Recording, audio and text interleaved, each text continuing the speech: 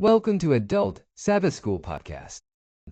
Please subscribe to the channel, share it with a friend, and write any questions or comments you have below.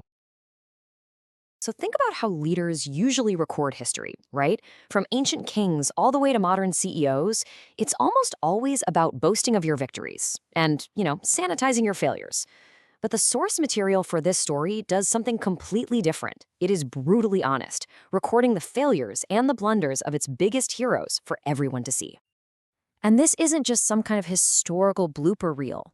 These stories are kept in there for a really powerful reason, to be both instructions and warnings for all of us, for future generations.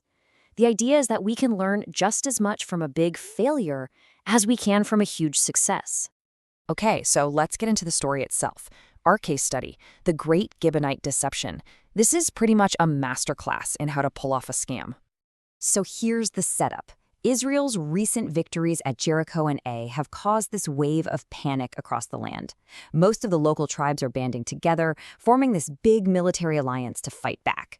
But one really powerful group, the Gibeonites, and they're described as mighty warriors, so these are not weak people. They realize a head-on fight is a losing battle, so they go for a much, much craftier approach: deception.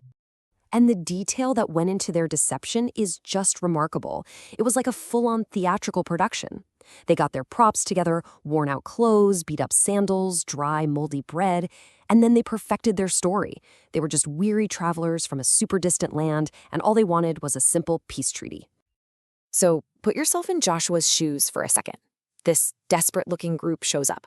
Their clothes are torn, their food looks ancient, and their story? Well, it seems to check out. What do you do? And right here, this was their critical mistake.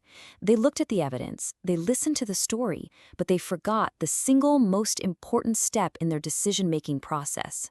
They rushed ahead, kind of relying on their own judgment, and they failed to seek divine counsel. And because of that, they got totally duped. So that one little oversight, it spirals directly into a massive crisis.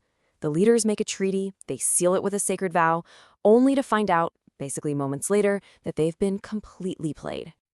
And it didn't take long for the whole lie to just completely fall apart. How long? Just 3 days. That is all it took. Can you imagine the shock, the embarrassment, and the intense political heat on the leadership when they realized their new distant allies were actually their next-door enemies? And immediately, the problem becomes internal. The public turns on them. All of a sudden, Joshua isn't just dealing with a fraudulent treaty. He's facing a full-blown crisis of credibility with his own people.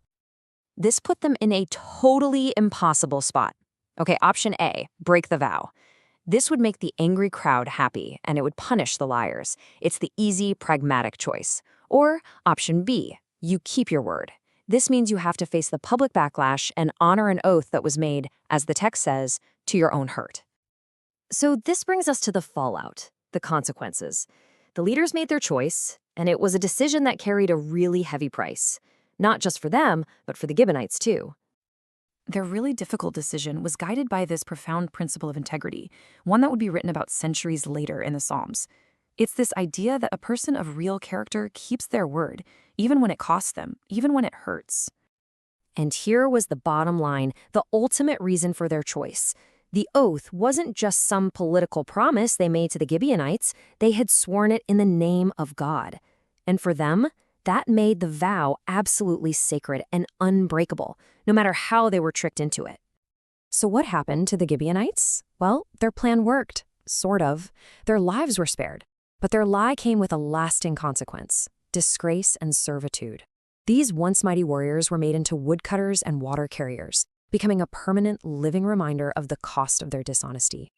And in this, you find one of the most powerful takeaways. If the Gibeonites had just approached with honesty, there were already ways for them to be welcomed as equals. But by choosing deception, they basically traded that potential for a life of servitude.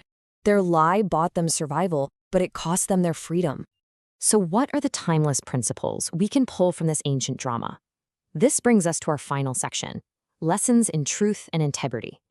The Gibeonites' strategy, deception, it wasn't new.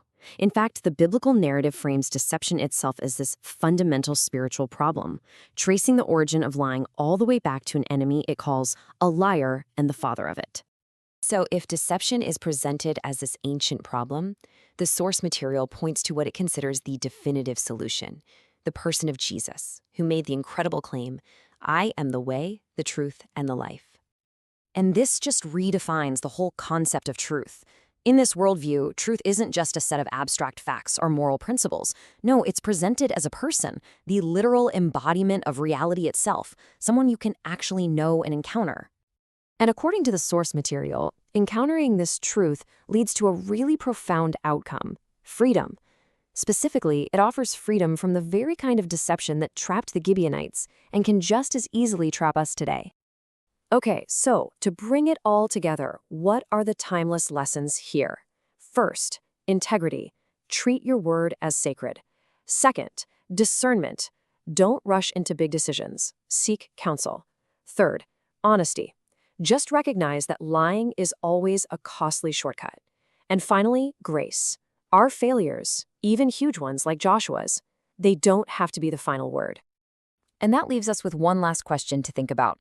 In our world, a world so full of misinformation and fake news and personal brand management, what does it really look like to be a person of truth and integrity, especially when it costs us something? Thanks for watching. See you next time.